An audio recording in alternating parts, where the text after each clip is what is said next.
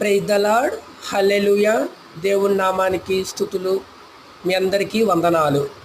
ఈరోజు భారతదేశంలో జరుగుతున్నటువంటి పరిస్థితులను మనం గమనిస్తూ ఉన్నాము.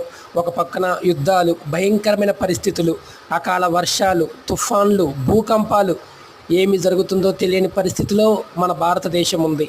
కాబట్టి భారతదేశం కొరకు మనందరం కొద్ది నిమిషాలు ప్రార్థిద్దాం.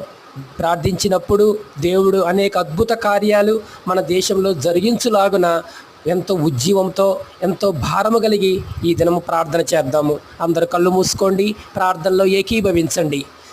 తండ్రి, నీకు వందనాలు, స్తోత్రాలు. మహాపరిశుద్ధుడా, మహోన్నతుడా, మహిమ స్వరూపుడా, నీ పాదాలకు వందనాలు, స్తుతులు, స్తోత్రాలు.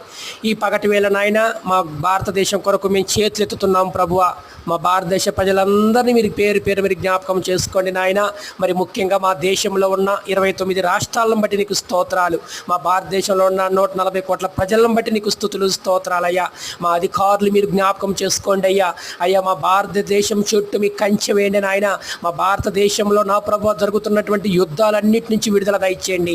మా దేశానికి క్షేమము దయచేయండి, భద్రతను దయచేయండి అయ్యా, సమాధానం దయచేయి. సరిహద్దుల్లో నాయన సైనికులు ఎంతో పోరాడుతున్నారయ్యా. వారందరికీ నీ కాపుదలని, భద్రతనిచ్చి మా దేశానికి మంచి విజయాన్ని దయచేయమని ప్రార్థన చేస్తున్నాం అయ్యా. మా దేశంలో ఉన్న భయంకరమైన పరిస్థితుల నుంచి విడుదల దయచేయమని యేసు నామములో ప్రార్థించి వేడుకుంటున్నాం తండ్రి.